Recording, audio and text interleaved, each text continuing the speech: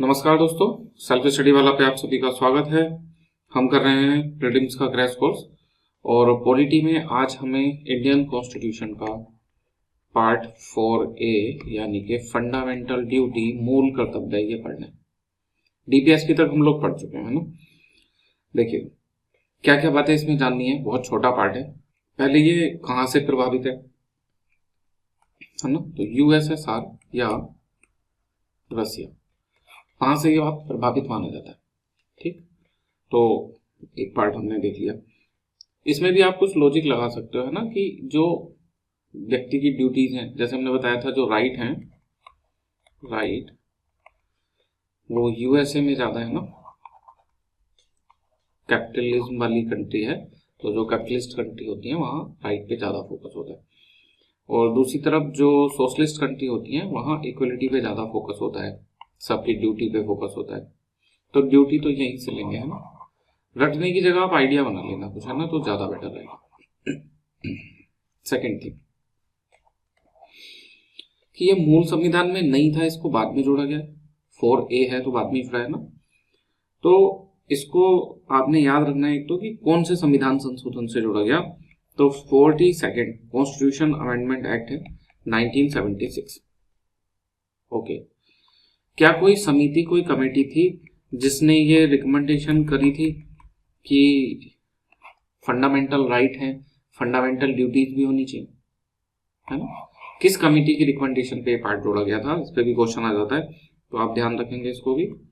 स्वर्ण सिंह कमेटी है ना, स्वर्ण सिंह समिति की सिफारिश पे इसको 1976 में 42वां संविधान संशोधन से जोड़ा गया। ठीक, कितनी फंडामेंटल ड्यूटी है, तो जब ओरिजिनल कॉन्स्टिट्यूशन जब ये 42वां संविधान संशोधन हुआ तब 10 फंडामेंटल ड्यूटी थी, है ना। इसके बाद में फिर 86th कॉन्स्टिट्यूशन अमेंडमेंट से 2002 में 86वां संविधान संशोधन से एक 11वीं जो मूल कर्तव्य है उसको और जोड़ दिया गया। तो अभी टोटल 11 फंडामेंटल ड्यूटीज हैं। तो क्या हम इनको भी ऐसे याद करेंगे जैसे हमने फंडामेंटल राइट कर रहे थे कि 12 में क्या है, 14 में क्या है, 15 में क्या है। तो देखो इनमें नंबर तो नहीं पूछा जाता, लेकिन कभी कभी कुछ कुछ एग्जाम में नंबर से आए हैं। जैसे एक ही आर्टिकल है इनका, आर्टिकल 51A है ना, और उसमें फिर ऐसे AA, आर्टिकल 51AB, फिर आर्टिकल 51AC, ऐसे करके सबसे लास्ट में क्या आएगा, JK है ना, 51AK। तो ये क्या है, तो कुछ एक एग्जाम में ये ऐसे भी आई है कि आर्टिकल 51C में क्या है। आप ऐसे मानो अगर 50 बार क्वेश्चन आया होगा तो मुश्किल से 2 बार क्वेश्चन ऐसे आया होगा, बट फिर भी अगर आप याद कर सकते हो तो आपको करना चाहिए, है ना। अगर नंबर से पूछा जा रहा है, याद रखना आसान है तो हम करते हैं कोशिश। एक बात, दूसरा ये जो फंडामेंटल ड्यूटी वाला पार्ट है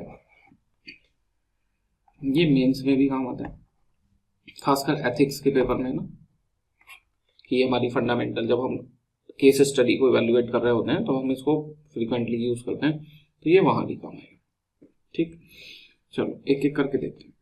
सबसे पहले कि आर्टिकल 51A क्या बोलता है ना, 51AA, तो it shall be the duty of every citizen, और उसके बाद में फिर ये ड्यूटी लिखी है। अच्छा ये भी बात ध्यान रखना, जो फंडामेंटल राइट थे वो तो सभी को थे, है ना, खाली सिटीजन्स को नहीं थे। कुछ पांच ही राइट हैं जो ओनली सिटीजन को है। फंडामेंटल ड्यूटीज किसके लिए है, सिटीजन के लिए। इसको भी आप याद रखोगे, फंडामेंटल ड्यूटीज फॉर सिटीजन। शुरुआती ऐसे होती है, it shall be the duty of every citizen, Bharat के नागरिक का, भारत के सभी नागरिक का कर्तव्य होगा कि, क्या कर्तव्य होगा वो एक एक करके बताया है। सबसे पहले पहला कर्तव्य बताया इन्होंने कि to be abide by the constitution and respect its ideal and institutions, national flag, national anthem. तो जो भारतीय संविधान है उसका पालन करेंगे, उसके आदर्श, उसके संस्थान, इसके संविधान के जो आदर्श हैं जो हम पढ़ते हैं प्रियम्बल में, जो संविधान ने संस्थान बनाए हैं, जो हमारा नेशनल एंथम है, जो हमारा नेशनल फ्लैग है, इन सब की रेस्पेक्ट करेंगे। तो ठीक है, सबसे शुरू में बोला गया भाई संविधान का पालन करो और इन सब चीजों का सम्मान करो। अब ये एग्जैक्ट रटने की जरूरत नहीं है, तो आइडिया लग जाएगा। ठीक है, तो पहली ड्यूटी को इतनी वो नहीं है ना।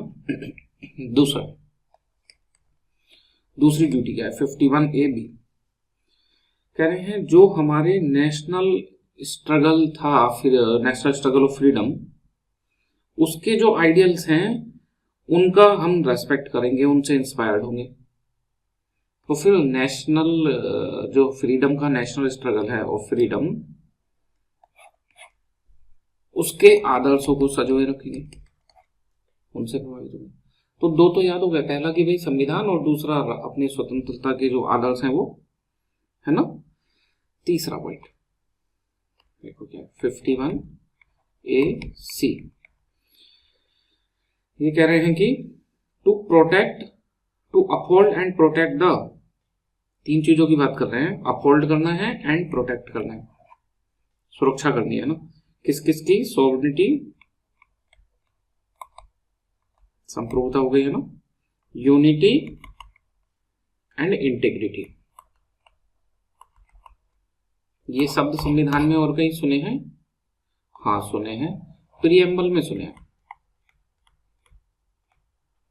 प्रियम्बल में है कि इंडिया एक सोवरेन कंट्री होगा, सोवरेन रिपब्लिक, और है ना कि एक ऐसा भाईचारा बढ़ाया जाएगा जो भारत की एकता अखंडता को बढ़ावा दे। तो प्री में ऐसे ट्रिकी क्वेश्चन आते हैं कि वो दे देगा कि प्रत्येक भारत के प्रत्येक नागरिक का कर्तव्य है कि वो देश की एकता अखंडता को बढ़ाए, यह प्रावधान दिया गया है। पर ऊपर सबसे पहले विकल्प नहीं रखेगा प्रस्तावना, क्योंकि बच्चे पढ़ के गए ना प्रस्तावना में एकता अखंडता। ऊपर का क्वेश्चन तो पढ़ते ही नहीं ध्यान से कि प्रत्येक नागरिक का कर्तव्य है, इसका मतलब ये प्रस्तावना वाला एकता अखंडता नहीं है, ये फंडामेंटल ड्यूटी वाला एकता अखंडता। प्रस्तावना वाला एकता अखंडता होता तो ऐसे होता आपने पढ़ा कि हम एक ऐसा ब्रोदरहुड, ऐसा भाईचारा विकसित करेंगे, है ना, जो देश की एकता अखंडता उसको बनाए रखे, व्यक्ति की गरिमा जो है उसको बनाए रखे। पढ़ा है ना हमने। तो यहां कंफ्यूजन के भी चांस है। 51A(c) में सॉवरेनिटी, यूनिटी, इंटीग्रिटी, इनको अपहोल्ड एंड प्रोटेक्ट करने की बात कही गई है। तो पहले नंबर पे संविधान आ गया, दूसरे नंबर पे राष्ट्रीय आदर्श आ गए, तीसरे नंबर पे देश की एकता अखंडता आ गई, 3 नंबर पे 3 चीजें आ गई, है ना। इस तरह से कुछ कुछ लिंक कर लो तो याद रह जाता है। फिर फोर्थ क्या कहने, देश की एकता अखंडता कैसे बनाओगे? जब देश को जरूरत होगी, आपका आह्वान किया जाएगा तो जाओगे देश के लिए लड़ने। तो डी क्या कह रहा है, to defend the country and render national service when called upon to do so. समझ लो, नेशनल सर्विस के लिए जब आह्वान किया जाएगा देश की सेवा के लिए, तो उसको करने के लिए बोला गया है, देश की रक्षा करने के लिए, रेंडर ये मतलब नेशनल सर्विस के लिए ना। आसान है, 4 है ना। देखो ए हो गया, बी हो गया, सी हो गया, डी हो गया। ए में कह रहे हैं वो संविधान, संविधान के आदर्श, राष्ट्रीय ध्वज, है ना, इन सब चीजों का सम्मान। बी में फिर जो हमारा स्वतंत्रता संग्राम, उसके जो मूल्य हैं उसकी बात चल रही है। और सी में ये कह रहे हैं कि देश की संप्रभुता, एकता, अखंडता, इसकी रक्षा करनी है। और डी में कैसे करनी है, आह्वान किए जाने पर नेशनल सर्विस, राष्ट्रीय सेवा, है ना। 4 हो गए हमारे लाइन से, है ना। देखो तो इन 4 का आप एक ग्रुप बना लो, 4 का नहीं 5 का ग्रुप बनाएंगे, ई को और आने जो भी है ना। तो ये 5 हमारे ऐसे याद हो गए, 11 टोटल याद करने। 5 में क्या कह रहे हैं कि हार्मोनी एंड ब्रदरहुड, इसको प्रमोट करना है, सौहार्द और भाईचारा को बढ़ावा देना है। ये भी प्रस्तावना में है ना, ये भी था प्रस्तावना में, ये भी था। ये सी है, ये ई है, तो दोनों में कंफ्यूज करके पूछ सकता है। ध्यान रखेंगे वहां क्या है कि वो लोग जो संविधान को अपना रहे हैं, यानी कि संविधान सभा, भारत के लोगों के बिहाफ पे कि हम भारत के लोग, है ना, तो वहां पे बोला गया है कि हम एक ऐसा सौहार्द है और एक हारमोनी वहां पे यूज नहीं करा है, ब्रोदरहुड विकसित करेंगे जो देश की एकता अखंडता इन सबको हो जाए, है ना, और व्यक्ति की गरिमा उसको बोला है। यहां बोला गया प्रत्येक नागरिक का कर्तव्य है, वो हमारा विजन है, वो हमारा गोल है, एक तरह से गोल की हम ऐसा करेंगे, और यहां हमको बोला गया ये हमारी ड्यूटी है। अंडरस्टैंड? तो जब भी ये शब्द आपको क्वेश्चन में मिले, ब्रोदरहुड, हार्मोनी, सोवनिटी, यूनिटी, इंटेग्रिटी, तो देखते ही प्रियम्बल मत लगा देना, ध्यान से पढ़ लेना कि ड्यूटी वाला तो नहीं पूछा, है ना, इससे क्वेश्चन गलत हो जाते हैं, तो उनको ध्यान से पढ़ना। तो ये 5 हमारे हो गए ग्रुप में, है ना, फिर से लिख देना है। ए नंबर पे संविधान, बी नंबर पे फिर जो हमारा राष्ट्रीय आंदोलन है, सी नंबर पे देश की संप्रभुता, एकता, अखंडता, है ना, सोवनिटी, यूनिटी, इंटेग्रिटी, और डी नंबर पे कि नेशनल सर्विस रेंडर करनी है जब भी आह्वान किया जाएगा, और ई में कि एक ऐसी हार्मोनी एंड ब्रोदरहुड बनाएंगे जो मतलब लोगों के बीच में, जिससे जो क्षेत्रीय असमानताएं, भाषाई असमानताएं, है ना, वो सब मिट जाए, पूरा भारत एक हो जाए, इस तरह की बातें इसमें बोली गई। तो इसी में क्या बोला गया, एक और प्लस में याद कर लेना, ई में ये भी आ जाता है और इसको एथिक्स में भी यूज करते हैं कि ऐसी प्रथाएं जो महिलाओं के लिए असम्मानीय होंगी, है ना, उनके सम्मान के विरुद्ध होंगी, उनका त्याग करना है।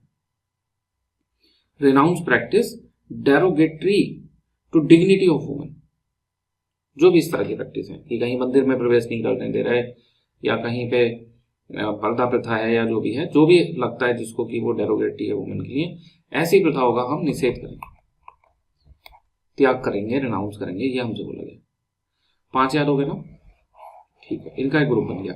प्रस्तावना के साथ कौन कौन कंफ्यूज हो सकते हैं, सी और ई, तो इनको विशेष ध्यान रखेंगे। 2 चीजों से कंफ्यूज करके क्वेश्चन पूछता है, इस पार्ट के ध्यान से देखना आप क्वेश्चन करते समय, या तो प्रियम्बल के साथ कंफ्यूज करता है या डीपीएसपी, चूंकि ये उससे भी मैच खाते हैं। अब देखेंगे, देखो आगे वाली डीपीएसपी से कैसे। एफ में बोला गया है कि जो हमारा रिच हेरिटेज है, समृद्ध विरासत, है ना, और जो हमारा कंपोजिट कल्चर है, मिलीजुली संस्कृति, बहुत धर्म बहुत जाति के लोग रहते हैं, तो सब तरह की संस्कृति मिलीजुली है ना, तो इसको प्रिजर्व करेंगे।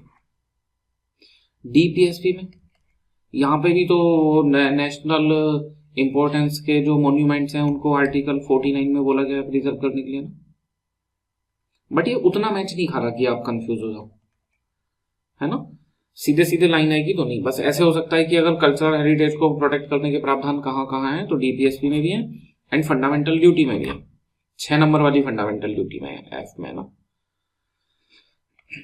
क्लियर है इतना। Number G, to protect and improve the natural environment, protect and improve, सुरक्षा करेंगे और उसको उन्नत करेंगे, किसको, नेशनल एनवायरमेंट, सॉरी नेशनल नहीं, नेचुरल एनवायरमेंट, है ना,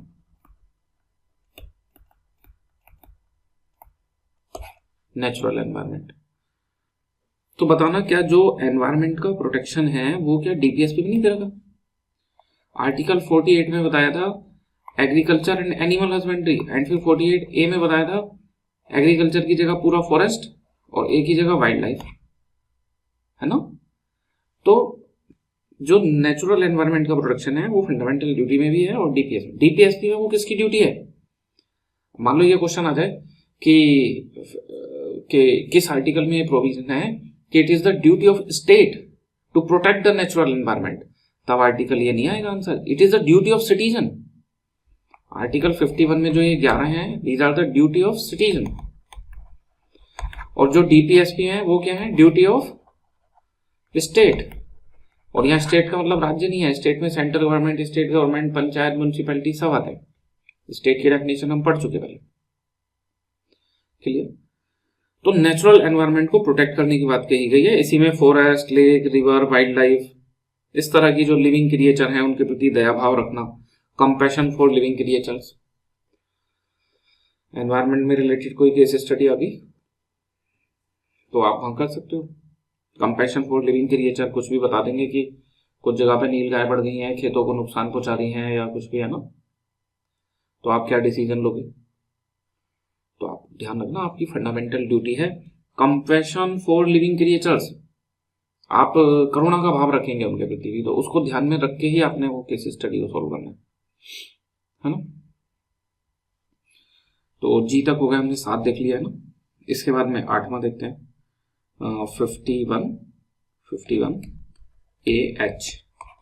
ओके, इसमें क्या बोले, अभी रिवाइज करवा देंगे। देखो यहाँ तक के तो हमने क्रम बना ही लिया था अपना, संविधान, राष्ट्रीय आंदोलन, फिर संपूर्णता, यूनिटी, इंटीग्रिटी की रक्षा, फिर राष्ट्रीय सेवा में जाना आह्वान करने पे, और उसमें था एक ऐसा सौहार्द और भाईचारा विकसित करना। फिर आगे कि भाई अपना रिच हेरिटेज और कंपोजिट कल्चर, फिर की नेचुरल एनवायरनमेंट, है ना, ये जो बताया था हारमोनी वाला, तो उसमें की महिलाओं के साथ जो प्रथाएं हैं जो भेदभाव वाली, उनको भी समाप्त करेंगे, त्याग करेंगे उनका, है ना। बारीक शब्दों पे भी क्वेश्चन आ सकता है, जैसे रेनाउंस त्याग है तो फिर उसको फोकस करेंगे कि यही बताया गया है ना। इसमें क्या बोला गया देखना, सॉरी 51 AH, नेक्स्ट पेज पे देखते हैं इसको, है ना। 51 AH में क्या बोला गया, प्रत्येक व्यक्ति का एक कर्तव्य है कि वो साइंटिफिक टेम्पर, जो उसका टेम्परामेंट है उसको साइंटिफिकली डेवलप करे। इसका मतलब तर्क संगत व्यक्ति बने, वो अंधविश्वासों को ना माने, किसी भी बात को सुनने के बाद में पहले उसका विश्लेषण करे, सही गलत का मूल्यांकन करे, अंधविश्वासी ना बने कि किसी ने कुछ भी कह दिया और मान लिया, है ना। तर्कशील व्यक्ति बने, ये हमारी ड्यूटी है। सोच के बताना थोड़ी देर, ये ड्यूटी व्यक्ति की होनी चाहिए या ये ड्यूटी स्टेट की होनी चाहिए, अपने समाज को तर्कशील बनाना। समाज कैसे तर्कशील बनेगा, शिक्षा से बनेगा, है ना। तो कोई बात नहीं, डीपीएससी में स्टेट को भी बोला गया है कि वो शिक्षा को बढ़ावा देगा, फंडामेंटल राइट में बोला गया है ना, तो वो भी कर रहा है। हम स्वयं से प्रयास करेंगे तर्कशील बनने का, और बाकी राज्य भी प्रयास कर रहा है, दोनों लोग प्रयास करेंगे, है ना, ठीक है। इसके अलावा कि हम ह्यूमनिज्म को विकसित करें, मानवतावाद, है ना, हम मानवतावादी बने, हम साइंटिफिक विचारों वाले बने, और हमारे अंदर एक spirit of inquiry and reform की जानने की इच्छा शक्ति, सुधार की इच्छा शक्ति, है ना, ये सब हमारे अंदर होना चाहिए। हमारा मन जानने वाला और सुधार करने वाला मन होना चाहिए। 51 AH ये बोल रहा है, ठीक। क्या क्या देखा था हमने इसमें, एफ में, जी में और एच में, उन 5 के अलावा। एच तो आपके सामने है, एफ में था composite culture, rich heritage and composite culture. G में था उसके बाद में कि जो हमारा नेचुरल एनवायरनमेंट है उसका प्रोटेक्शन, और यहाँ पे कह रहे हैं साइंटिफिक टेम्परामेंट। बड़ी अच्छी अच्छी बातें संविधान में लिखी हुई है ना। दिक्कत ये है कि इम्प्लीमेंटेशन वाले में इंडिया थोड़ा लैग करता है ना। 51 AI, नौवीं ड्यूटी क्या है हमारी, सभी नागरिकों की नौवीं ड्यूटी, कह रहे हैं जो पब्लिक प्रॉपर्टी है उसका सेफ गार्ड करेंगे,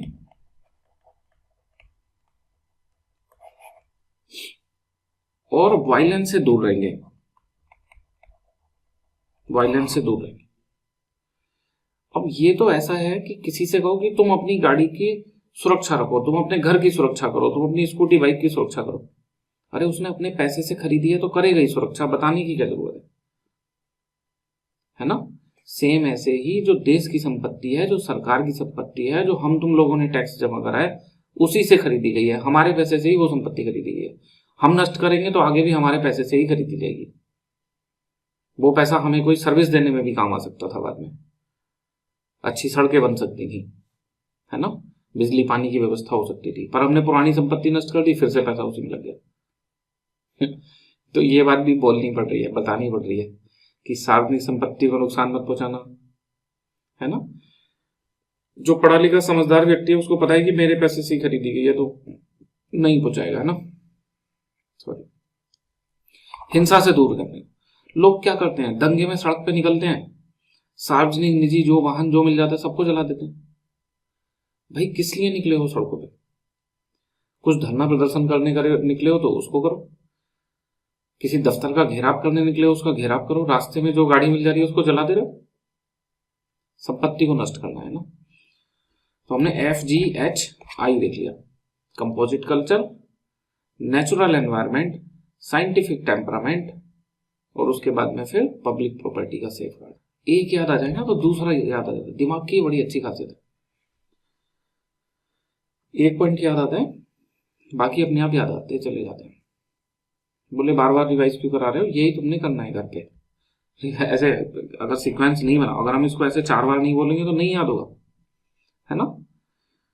तो हमें तो पेपर देना नहीं है, आपको देना है, तो आपको तो हर हाल में करना पड़ेगा ये जो हम कर रहे हैं। जे 10वें नंबर की ड्यूटी है, ये तो बड़ी अच्छी ड्यूटी है। इसमें कह रहे हैं जो व्यक्ति जो भी कर रहा है, जो भी उसका क्षेत्र है ना, जो उसका all sphere of individual and collective activity, individual and collective activities का जो भी स्पेयर है उसमें एक्सीलेंट करने की कोशिश करेंगे। डन। और क्या लिखा है इसके बाद में कि हम उसमें एक्सीलेंट होने की कोशिश करेंगे so that the nation constantly rise to higher level, जिससे हमारा देश तरक्की करता रहे। आप ये बताओ कोई देश कैसे तरक्की करता है? क्या वहां रिसोर्सेज, अफ्रीका में बहुत रिसोर्सेज हैं, वो क्यों नहीं कर रहा तरक्की, है ना।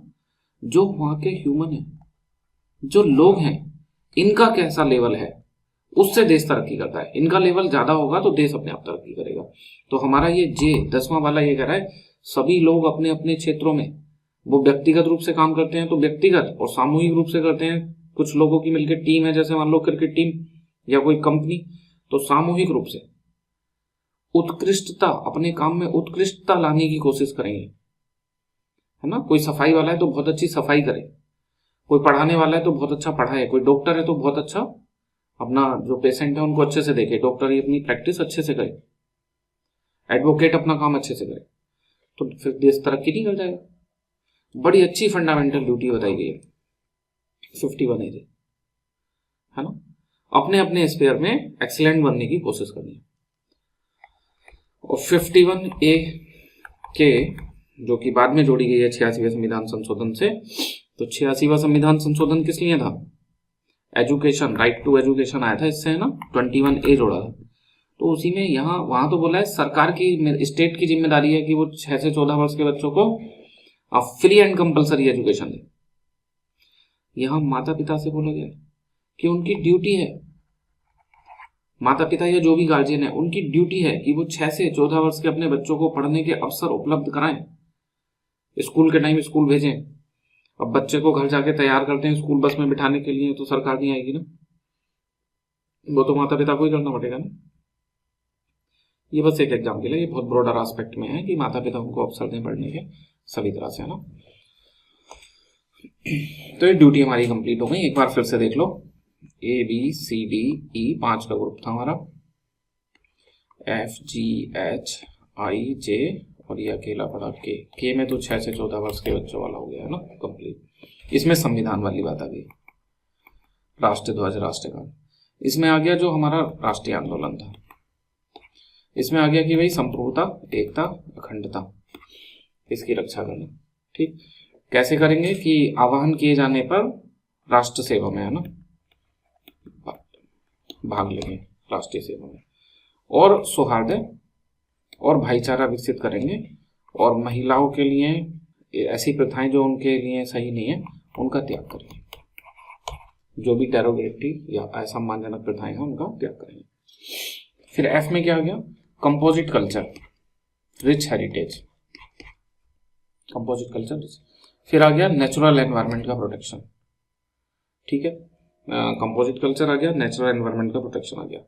इसके बाद में फिर व्यक्ति से बोला कि तुम साइंटिफिक टेम्परामेंट, ये बिल्ड करना है ना, साइंटिफिक टेम्पर एंड ह्यूमनिज्म और बाकी चीजें फिर आप पढ़ोगे तो अपने आप याद आ जाएंगी। ठीक है, आई में बोला गया है कि जो पब्लिक प्रॉपर्टी है तुम्हारे पैसे से खरीदी गई है ना, मतलब ये नहीं लिखा वहां पे, बस ये लिखा है कि पब्लिक प्रॉपर्टी को प्रोटेक्ट करेंगे, सेफ गार्ड करेंगे एंड वायलेंस से दूर रहेंगे। और जे में बोला है कि भाई अपनी अपनी फील्ड में एक्सीलेंट बनने की कोशिश करेंगे ताकि देश तरक्की कर पाए, है ना, ये साथ में जे में बोला गया। अब आप एक बार इसको अच्छे से पढ़ लेना, आपके क्वेश्चन हो जाएंगे। एक दो छोटी मोटी बातें हो रही हैं वो बता देंगे। देखो जैसे इनके रिव्यू के लिए बर्मा कमेटी बनी थी, तो कई बार यही पूछ लेता है कि भाई बर्मा समिति का संबंध किससे है। बाद में रिव्यू के लिए बनी है ना कि इनको कैसे लागू किया जाए, क्या इन्हें मैंडेटरी कर दिया जाए या कुछ ऐसे। तो बर्मा समिति, इस समिति की रिकमेंडेशन पे लाए नहीं गए थे, ध्यान रखना। वो जिस समिति की रिकमेंडेशन पे लाए गए हैं वो कौन सी समिति थी, स्वर्ण सिंह समिति, है ना, तो इसको आप ध्यान रखें। देखो ये पार्ट हमारा कंप्लीट हो गया। अब हम नेक्स्ट पार्ट पे कर चलते हैं अपने पार्ट 5 यूनियन, है ना। बट इससे पहले हमें फॉर्म ऑफ गवर्नमेंट समझना पड़ेगा। इंडिया में फॉर्म ऑफ गवर्नमेंट, है ना, या टाइप्स ऑफ पॉलिटी। तो इंडिया में दो तरह की सरकार है ना, एक फेडरल या उसको बोल सकते हैं फेडरल ही सही है ना, कुछ लोगों ने क्वासी फेडरल बोला है बट उसको फेडरल गवर्नमेंट, प्योर फेडरल नहीं है वो अलग बात है। और दूसरा पार्लियामेंट्री। तो ये पार्लियामेंट्री फॉर्म ऑफ गवर्नमेंट क्या होती है, फेडरल फॉर्म ऑफ गवर्नमेंट क्या होती है, इससे भी प्री में अच्छी खासे क्वेश्चन आ जाते हैं, तो हम इनको समझते हैं। सबसे पहले हम फेडरल गवर्नमेंट को समझें। फेडरल,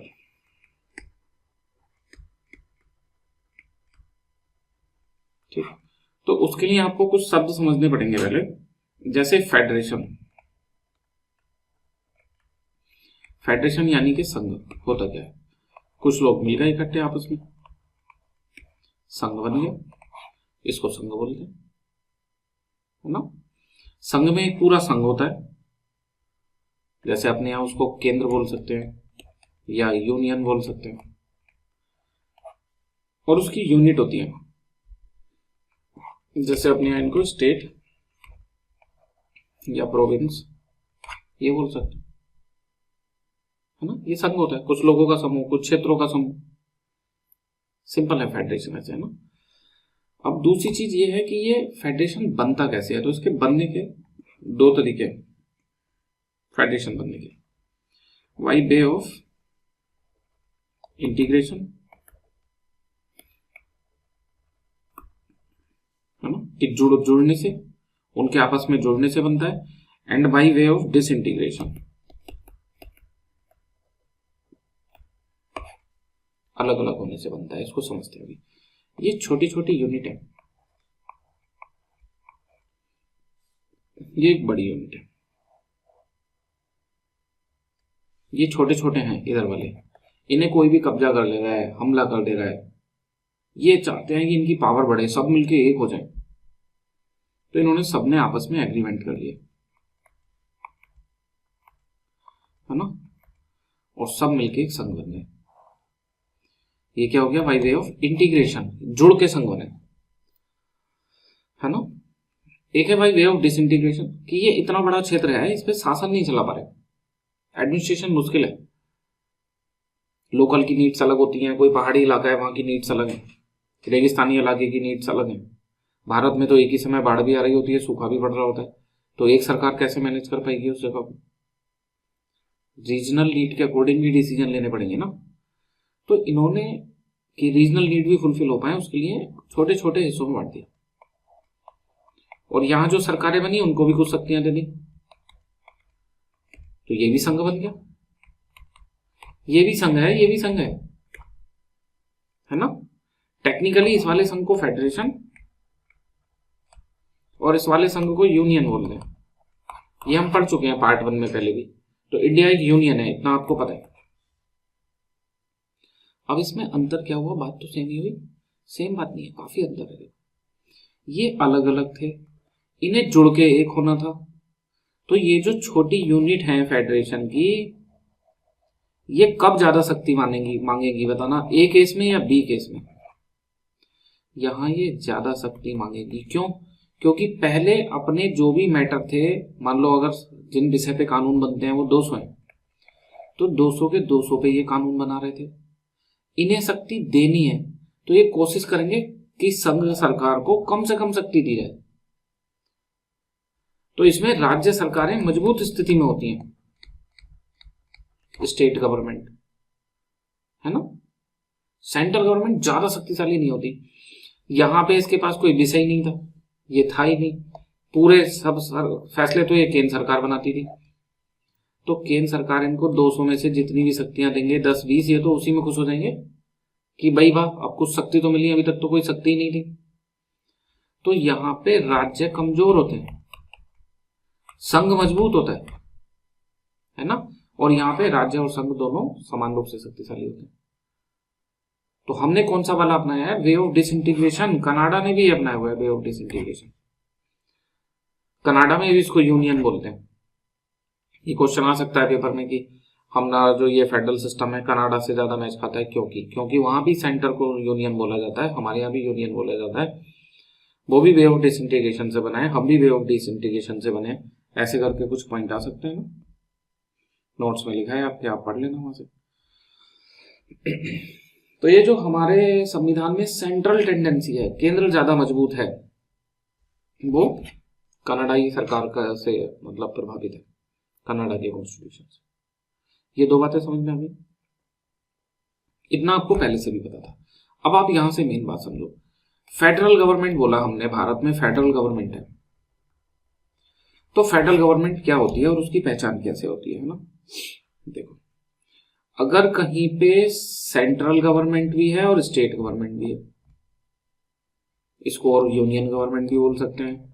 किसी देश में फेडरल है तो फेडरल गवर्नमेंट भी बोल सकते हैं, इसको प्रोविंस भी बोल सकते हैं, कैंटोन भी बोल सकते हैं।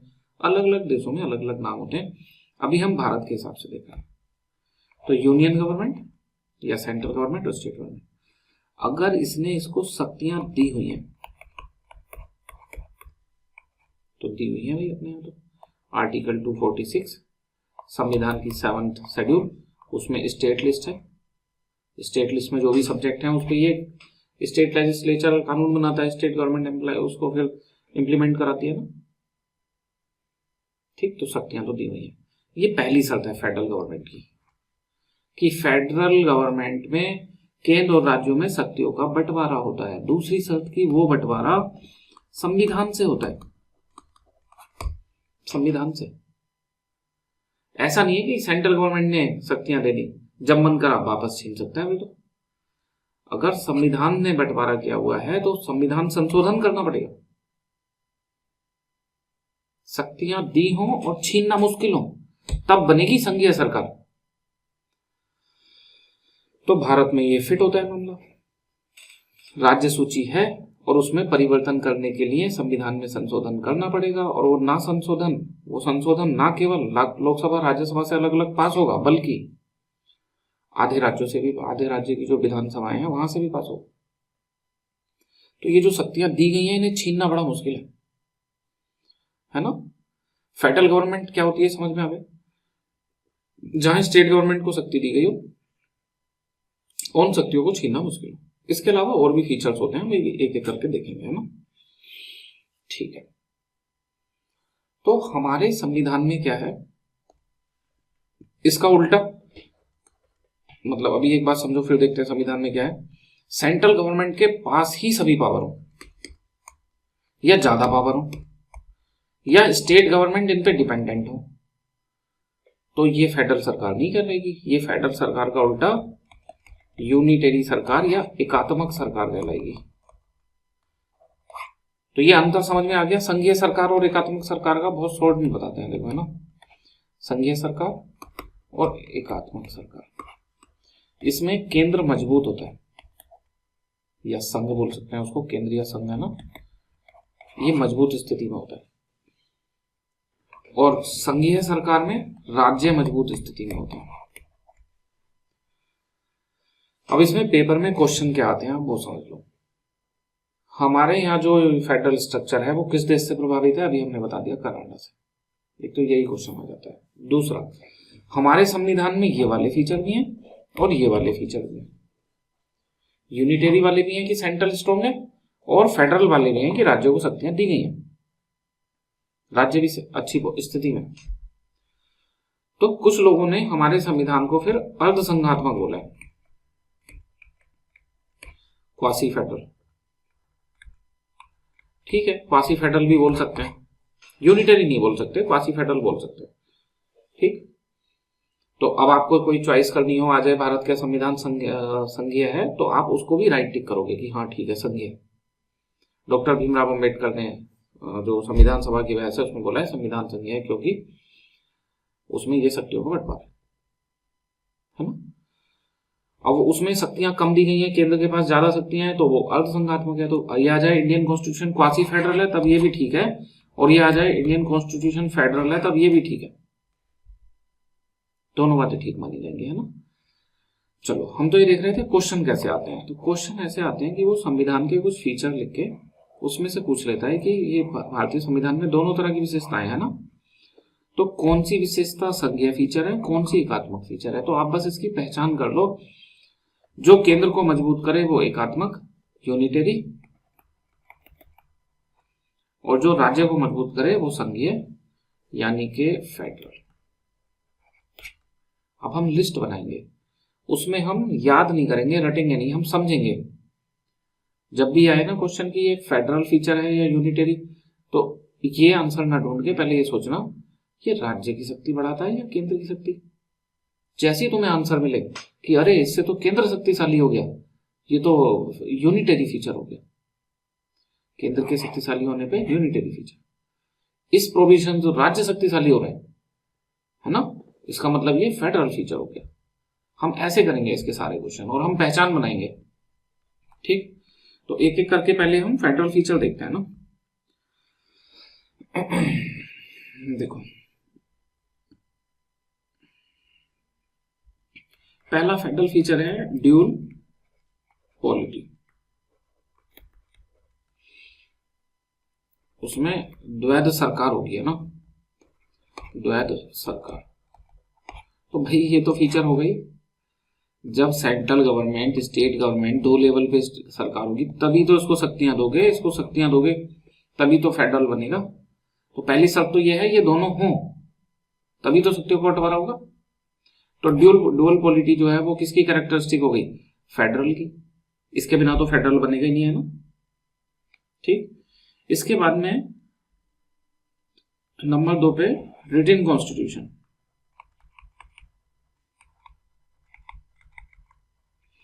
अब हमें ये समझना है फेडरल क्यों है, इससे राज्यों की स्थिति अच्छी हो रही है केंद्र की। मान लो कॉन्स्टिट्यूशन रिटन नहीं होता तो उसको बदलना आसान होता, है ना।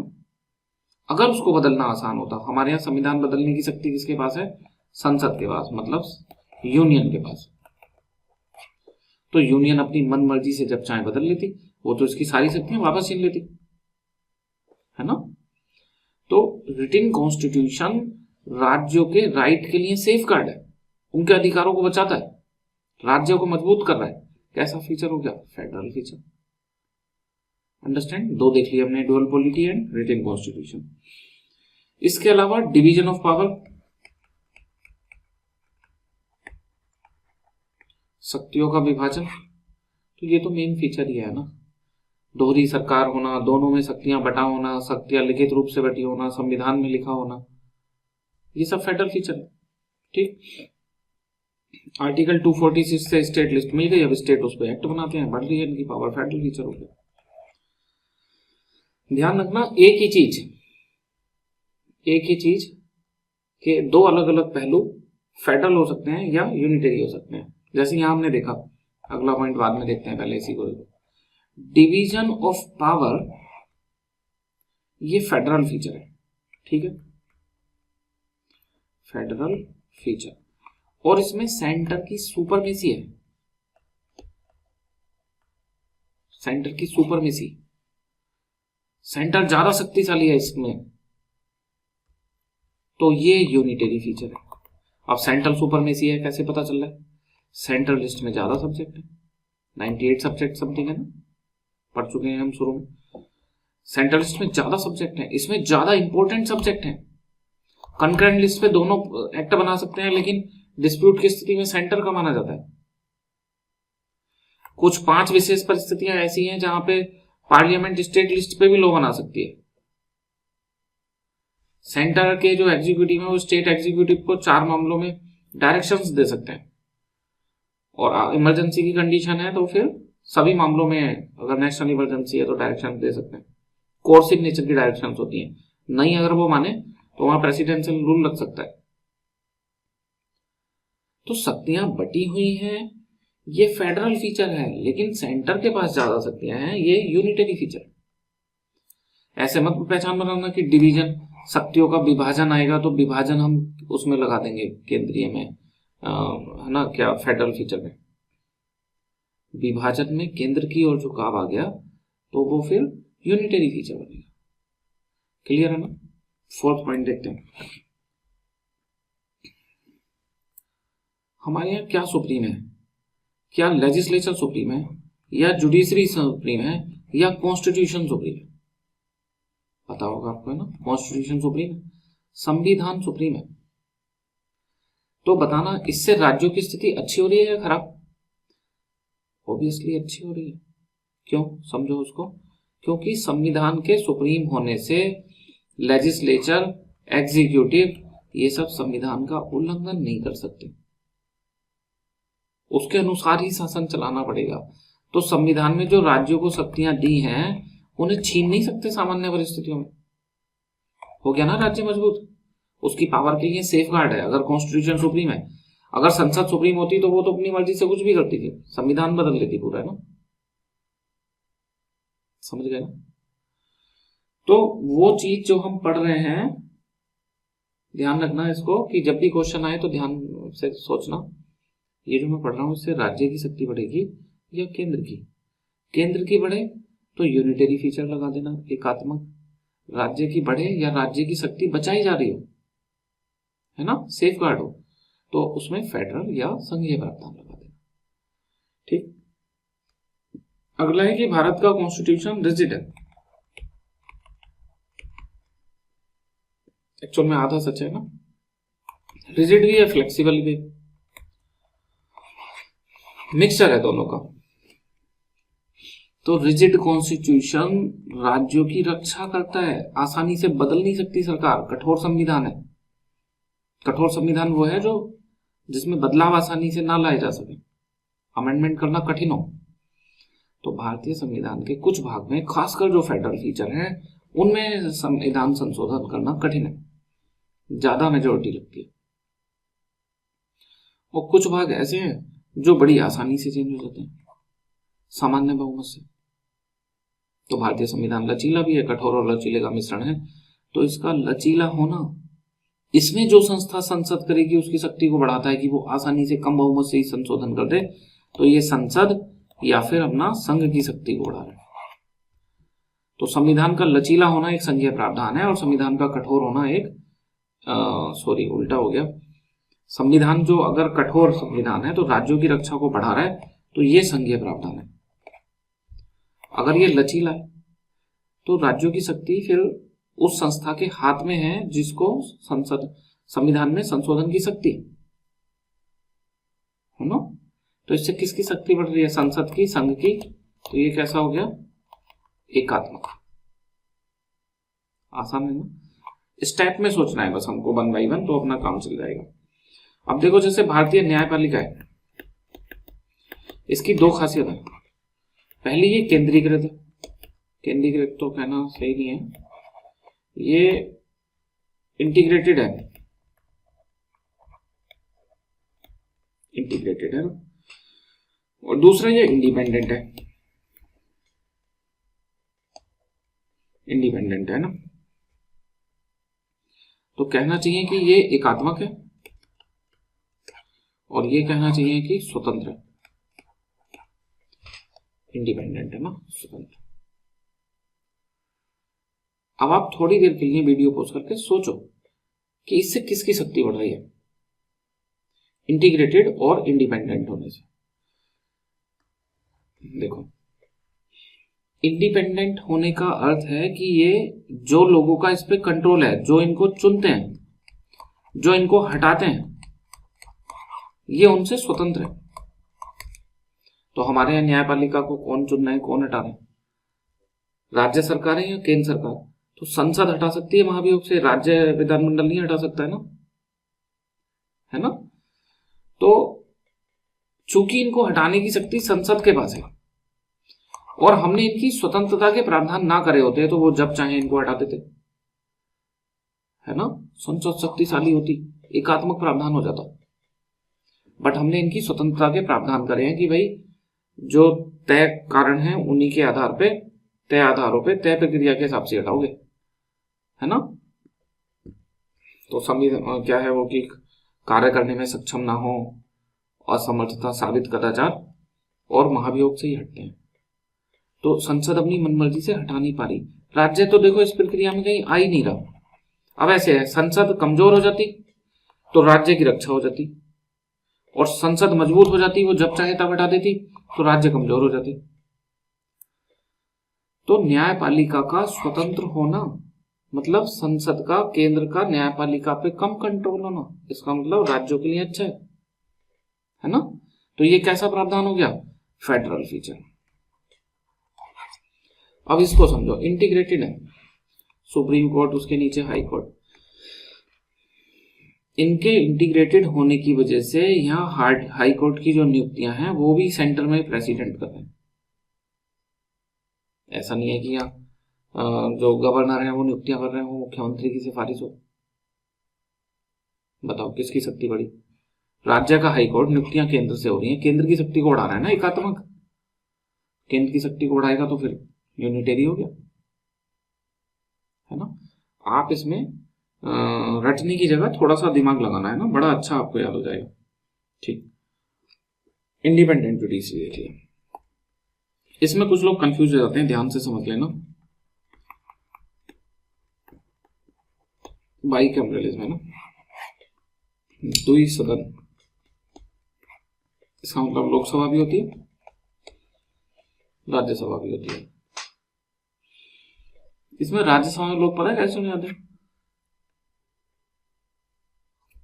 कुछ लोग उत्तर प्रदेश से, कुछ मध्य प्रदेश से, कुछ राजस्थान से। उनको चुनते कौन है? उत्तर प्रदेश की विधानसभा, वहां से लोग चुन के भेजती है, वो लोग वोट डालते हैं। मध्य प्रदेश की विधानसभा मध्य प्रदेश से लोगों को चुन के भेजती है। राजस्थान की विधानसभा राजस्थान से।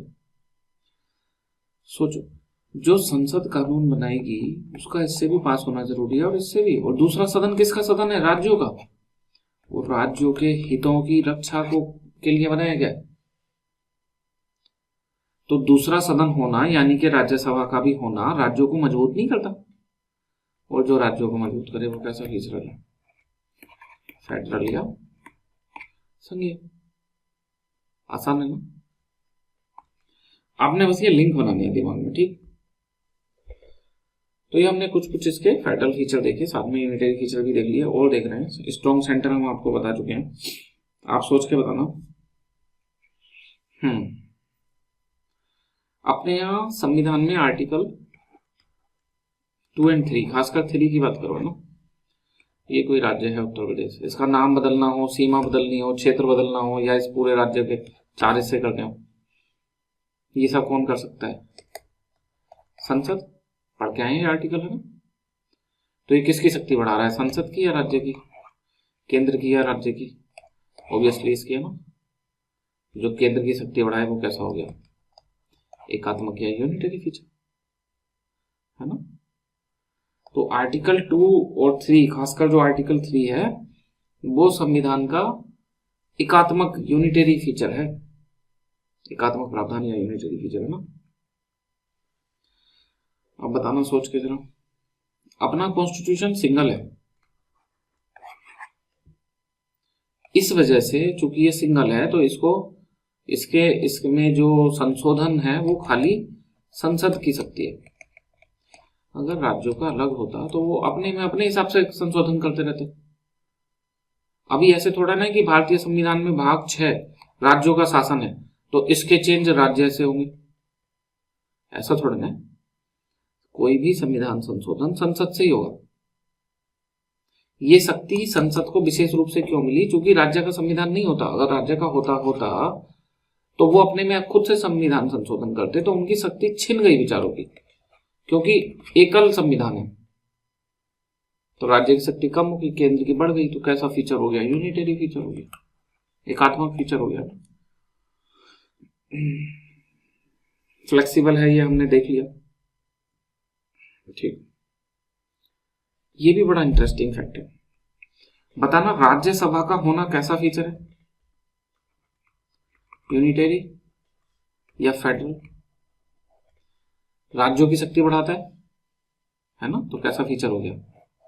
फेडरल, क्योंकि राज्यों के प्रतिनिधि हैं भाई राज्यसभा में, और केंद्र सरकार कोई बिल लाएगी तो यहां से तो पास हो जाएगा, ये होने नहीं देंगे अगर राज्यों के खिलाफ बिल हुआ तो, है ना?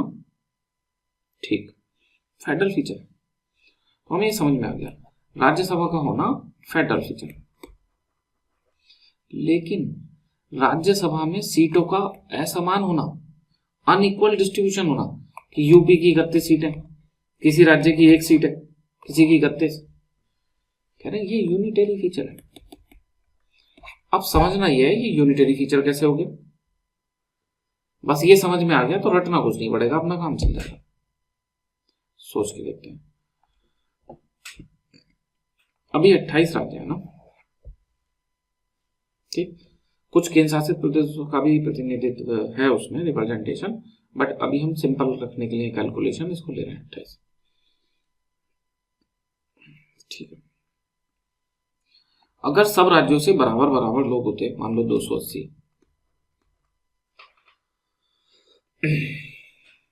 राज्यसभा में है ना, यहां प्रस्ताव आता पास होने के लिए, ठीक। तो चूंकि 280 लोग हैं और मान लो वो प्रस्ताव पूर्ण बहुमत से पास हो रहा है, वैसे तो यहाँ ज्यादातर प्रस्ताव सामान्य बहुमत से पास होते हैं, संविधान संशोधन विशेष बहुमत से पास होता है ना, तो अभी विशेष बहुमत मान लेते हैं ना, 2/3 मेजोरिटी वाला, 90, 180 लोगों की जरूरत पड़ती है, 180 लोग। तो वो कितने राज्यों से मिल पाते? 28 में से क्या 10, 15, 20 के वोट डालने से काम चल जाता? नहीं चलता ना। 18 राज्य कम से कम, 28 में से 18 मान जाते, तभी केंद्र सरकार उस पॉलिसी को लागू कर पाती या वो संविधान संशोधन कर पाती। लेकिन अब एक दूसरी स्थिति देखो, 28 राज्य हैं, उनमें से 6 के जो वोट हैं वो 200 हैं, उनकी सीटें ज्यादा हैं, और बाकी के जो 22 हैं उनकी सबकी मिला के कुल 80 सीट है, सीट 280 है। तो इस स्थिति में अब संविधान संशोधन को राज्यसभा से पास केवल इन 6 राज्यों की मर्जी से कराया जा सकता है। 22 राज्य अगेंस्ट में है और 6 चाह रहे हैं। हो सकता है उन 6 में उसी पार्टी की सरकार हो जिसकी केंद्र में सरकार है, तो राज्यसभा में भी फिर उसका प्रतिनिधित्व होगा। तो ऐसे नहीं लग रहा कि राज्य ज्यादा जब विपक्ष में थे तो कैसे चल गया? प्रावधान तो सभी पे लागू होंगे, अगर वो प्रावधान लागू हुए तो इन 6 पे भी लागू होंगे, इन 22 पे भी होंगे, तो 6 नहीं कर दिए ना। तो इसमें सीटों का सेम ना होना एक यूनिटरी फीचर है, वो केंद्र को लीड देता है कि जिन राज्यों में ज्यादा सीटें हैं बस वहां पे सरकार बना लो, तो राज्यसभा में अपनी सीटें बढ़ जाएंगी, पूरे भारत में बनाने की जरूरत नहीं। ये यूनिटरी फीचर हुआ। डन।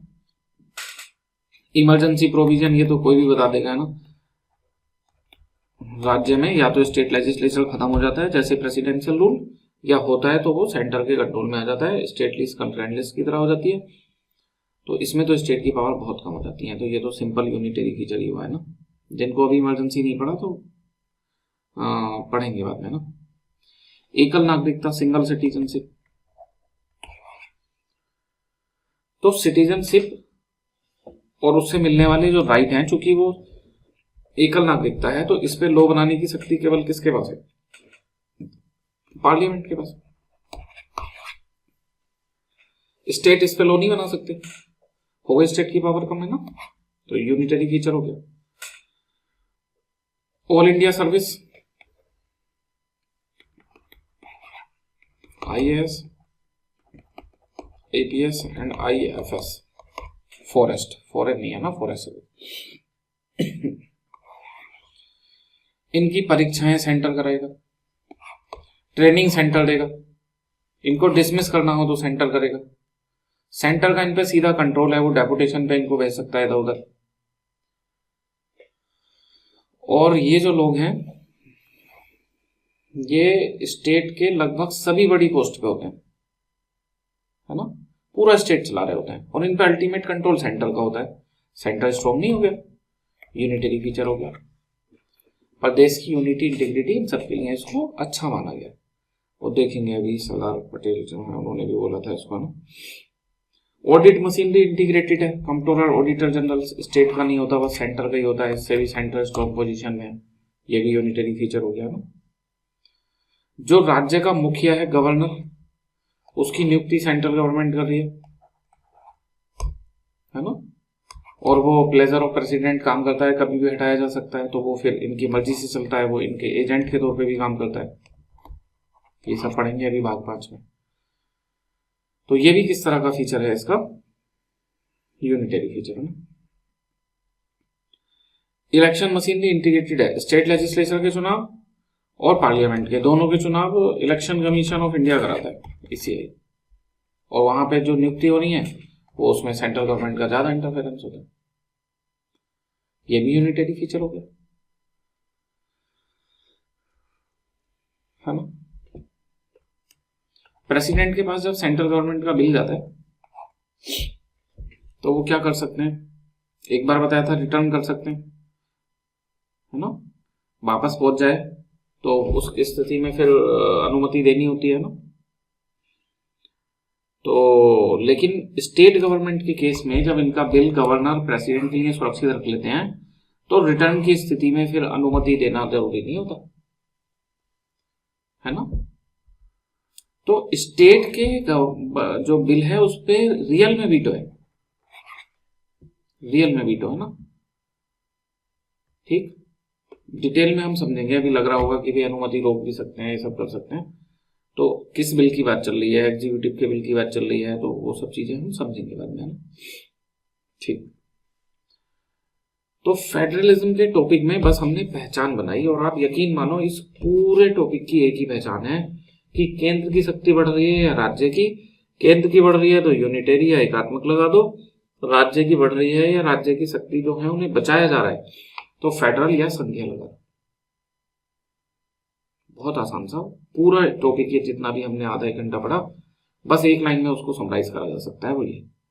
अब बस आपकी एनालिटिकल पावर, आपकी लॉजिकल रीजनिंग इतनी डेवलप स्टेज में होनी चाहिए कि आप सोच के पता लगा पाओ कि इस प्रोविजन से केंद्र मजबूत हो रहा है, राज्य मजबूत हो रहा है, राज्य के हितों की रक्षा हो रही है या राज्य के हित कमजोर हो रहे हैं। इतना आप कर पाओगे तुरंत आपके क्वेश्चन का आंसर आ जाएगा। बहुत सिंपल सा टॉपिक है, बहुत सिंपल है ना। बस आपको जैसे राज्यसभा में सीटें इक्वल नहीं है तो ये कैसे प्रभाव डाल रहा है इसको समझना था, तो हमने समझा दिया, आपका काम हो गया, है ना। इसके अलावा कुछ और कीवर्ड हैं फेडरलिज्म पे जिनसे क्वेश्चन के चांस कम है लेकिन आ सकता है। कम से कम आपको वो मीनिंग तो पता ही होना चाहिए कि बाई चांस उससे क्वेश्चन आ जाए तो आप कर पाओ। जैसे एक है असिमेट्रिक फेडरलिज्म, असममित, असममित संघवाद, है ना। देखो इसका एक एग्जाम्पल, ये ए साइड है, ये बी साइड है, क्या ये दोनों सेम है? सेम नहीं है, असिमेट्रिक है, इधर कुछ और इधर कुछ और इधर इधर हम सेम कर दें तो बोल देंगे कि ये दोनों सिमेट्रिक है ना। अब इसको समझो, इतना तो आपने मैथ में पढ़ा होगा पहले, है ना, सिमेट्री असिमेट्री। तो अगर सेंट्रल गवर्नमेंट के पास उतनी ही पावर है जितनी स्टेट गवर्नमेंट के पास, ठीक, बराबर पावर होती, तो हम इसको बोलते हैं कि वर्टिकल सिमेट्री है। सेंट्रल ऊपर है, स्टेट नीचे है, दोनों में पावर सेम है, वर्टिकल सिमेट्री है। लेकिन ऐसा नहीं है, भारत में क्या वर्टिकल असिमेट्री, अभी हमने देखा ये ज्यादा स्ट्रॉन्ग है, वर्टिकल असिमेट्री है। दूसरी बात, 28 स्टेट हैं तो क्या उन सबकी पावर सेम है? ऐसा नहीं है। ट्राइबल एरिया पे शासन की अलग व्यवस्था बनी हुई है, यूनियन टेरिटरी में अलग व्यवस्था बनी हुई है। उधर जो वैसे आर्टिकल 371 है उसमें नागालैंड, अरुणाचल प्रदेश सबके लिए अलग अलग कुछ कुछ विशेष प्रावधान किए हुए हैं। जम्मू कश्मीर का तो अलग पूरा संविधान ही था। किसी की राज्यसभा में सीटें कम है, किसी की ज्यादा है, किसी को फाइनेंस कमीशन से कम पैसा मिल रहा है, उसकी रिकमेंडेशन पे किसी को ज्यादा मिल रहा है। तो सभी राज्य यूपी, एमपी, छत्तीसगढ़, ये संविधान सबको बराबर शक्तियां नहीं देता, किसी को कम किसी को ज्यादा, किसी को कम किसी को ज्यादा, है ना। तो वहां पे कैसी है सिमेट्री या असिमेट्री? असिमेट्री। कैसी असिमेट्री? हॉरिजॉन्टल असिमेट्री, यानी कि क्षैतिज असमानता या असममिति, और ये ऊर्ध्वाधर असममिति।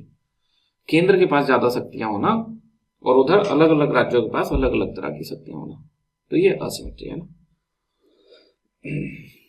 ये टॉपिक टर्म में से मेंस के लिए काम किया है ना। Asymmetric federalism, federalism, cooperative federalism and competitive federalism. Asymmetric, competitive and cooperative mains के लिए काम का टॉपिक है, बट हम थोड़ा सा टच करके बताते हुए चल रहे हैं जिससे कि प्री में भी अगर बाई चांस आ जाए तो आप कर पाओ। अगला है कोऑपरेटिव फेडरलिज्म, सहकारी संघवादन। सहकारी तो जब भी आ जाए समझो मिलजुल के काम करना है, तो जब सेंटर और स्टेट मिलके काम करें, सारे स्टेट आपस में मिलके काम करें, तो उसको सहकारी संघवाद बोलेंगे। भारत के संविधान में कौन कौन से फीचर हैं जो कोऑपरेटिव फेडरलिज्म को बढ़ावा देते हैं, है ना। देखो तो आर्टिकल 263 ये बोल रहा है इंटरस्टेट काउंसिल होगी। इंटरस्टेट काउंसिल इसको पढ़ेंगे हम अभी बाद में, है ना, कि केंद्र सरकार में प्रधानमंत्री और 4 अन्य मंत्री और सभी राज्यों के मुख्यमंत्री ये सब मिलकर बैठक करेंगे, देखेंगे कि आपस के झगड़े क्या हैं, उनको बातचीत के माध्यम से हल करेंगे। मिलके काम कर रही है ना पूरी टीम इंडिया मिलके काम कर रही है। तो 263 इसको बढ़ावा देता है कोऑपरेटिव फेडरलिज्म। जीएसटी में कुछ चेंज करना है तो उसके लिए जीएसटी काउंसिल 279 है। इसे तो बड़े बढ़िया प्रोविजन है कि 2/3 मेजोरिटी से पास होता है, और 2/3 ना तो सेंटर के पास है पावर ना स्टेट के पास। जब तक दोनों आपस में मिलकर डिसीजन नहीं लेंगे तब तक कोई डिसीजन ही नहीं हो सकता। कोऑपरेटिव फेडरलिज्म को बढ़ावा देते हैं, है ना। इसके अलावा फाइनेंस कमीशन आर्टिकल 280, है ना, और कुछ कुछ रीजनल वो बनाई गई हैं, क्या बोलते हैं उसको, जोनल काउंसिल, है ना। और बहुत सारे प्रोविजन हैं, जैसे गवर्नर के सबमिट होते हैं, है ना, चीफ सेक्रेटरी की कॉन्फ्रेंस होती है, चीफ मिनिस्टर की कॉन्फ्रेंस होती है, ये सब जाते हैं आपस में मीटिंग करते हैं। तो इसमें क्वेश्चन आ सकता है, नीचे 2-3 बातें लिखे और पूछ ले कि इसमें कौन कौन कोऑपरेटिव फेडरलिज्म को बढ़ावा देते हैं। अगर आपको मीनिंग पता होगा कोऑपरेटिव फेडरलिज्म का तो फिर आप कर लोगे। आप यकीन मानो कि माइंड इतना शार्प होता है कि वो फिर कैच करके चीजें सोल्व कर लेता है। दिक्कत जब आती है जब हमें थोड़ा मीनिंग ही ना पता हो, तो हम फिर गैस ही नहीं कर पाते। 2 पता चल गए आपको, asymmetric federalism and cooperative federalism. इसके बाद में क्या आता है फिर देखना, कॉम्पिटिटिव फेडरलिज्म नाम से ही पता चल रहा होगा। कॉम्पिटिटिव फेडरलिज्म यानी कि प्रतिस्पर्धी संघवाद, जहां पे सेंटर स्टेट आपस में एक दूसरे से कंपटीशन करें, तो उसको कॉम्पिटिटिव फेडरलिज्म बोल रहे हैं, है ना। तो कॉम्पिटिटिव फेडरलिज्म नीति आयोग के बनने के बाद से तेजी से बढ़ा है, क्योंकि जो नीति आयोग है वो अलग अलग चीजों पे रैंकिंग जारी कर रहा है। मान लो ईज ऑफ डूइंग बिजनेस है तो उस पर नीति आयोग रैंकिंग जारी कर रहा है। पता चला कि उत्तर प्रदेश बहुत पीछे आ रहा था, कहीं 20वें नंबर पे और अभी दूसरे नंबर पे आ गया, और कोई राज्य जो दूसरे पे आ रहा था वो 10वें पे चला गया। तो बताना जो 10वें पे गया है वो आगे निकलने की कोशिश नहीं करेगा फिर। जो सबसे पीछे है वो अपनी रैंक सुधारने की कोशिश नहीं करेगा। उसकी रैंक सुधर जाएगी तो जो सबसे पीछे पहुंचेगा वो कोशिश नहीं करेगा। और अगर हर राज्य कोशिश करेगा तो क्या देश आगे नहीं बढ़ेगा, है ना। तो कॉम्पिटिटिव फेडरलिज्म को भी अच्छा माना गया है देश की तरक्की के लिए, है ना। अलग अलग राज्य अपने यहाँ पे इन्वेस्टर सबमिट कराते हैं और विदेशों से कि हमारे यहाँ पे ज्यादा इन्वेस्टमेंट हो, है ना, अपने अपने राज्यों में निवेश को बढ़ावा देने के लिए। अब क्या उनके लोगों को बुलाने से, चाय नाश्ता करवाने से निवेशक निवेश कर जाएगा? नहीं, उन्हें अपने राज्य में सुविधाएं बढ़ानी पड़ेंगी, इंफ्रास्ट्रक्चर बढ़ाना पड़ेगा, तो राज्य की तरक्की होगी, ग्रोथ होगी, वहां के लोगों को फायदा होगा। तो कॉम्पिटिटिव फेडरलिज्म ये है ना। प्रतिस्पर्धी संघवाद, सहकारी संघवाद, प्रतिस्पर्धी संघवाद, और क्या पढ़ा था हमने, एक कोऑपरेटिव, कॉम्पिटिटिव, एक और पढ़ा था वही सर ना, असिमेट्रिक। ये सब के कुछ ना कुछ अच्छे पहलू हैं और कुछ ना कुछ खराब पहलू हैं। इन तीनों में से ना तो कोई पूरी तरह खराब है और ना ही कोई पूरी तरह अच्छा है। तो ये जहां पे चीजें होती हैं वहां पे फिर मेंस की डिबेट चालू होती है कि क्या करना चाहिए। फिर किसी चीज की अच्छाइयां भी हैं। मान लो असिमेट्रिक फेडरलिज्म है, किसी राज्य को ज्यादा मिल रहा है, किसी को कम मिल रहा है, बुराई है। लेकिन ये राज्य पिछड़ा है ना। जैसे हम पिछड़े लोगों को रिजर्वेशन दे रहे हैं, वैसे ही पिछड़ा राज्य है तो हम उसको ज्यादा रिसोर्स दे रहे हैं, है ना। तो देश में समानता भी तो होनी चाहिए, जो पिछड़ा राज्य है वो भी तो आगे बढ़े। तो उस मायने में ये अच्छा है, भेदभाव हो रहा है उस मायने में ये खराब है। तो जब भी ऐसी चीज होती है तो उसमें कि हम, चूंकि इसके फायदे भी हैं और नुकसान भी है, तो आगे बढ़ने का रास्ता क्या होता है, नुकसान को कम करते हुए फायदों को बढ़ाते हुए आगे जाया जाए। और उसके लिए इसे लागू करते समय कुछ सेफ गार्ड अपनाए जाएं, और ये सेफ गार्ड होने चाहिए, है ना।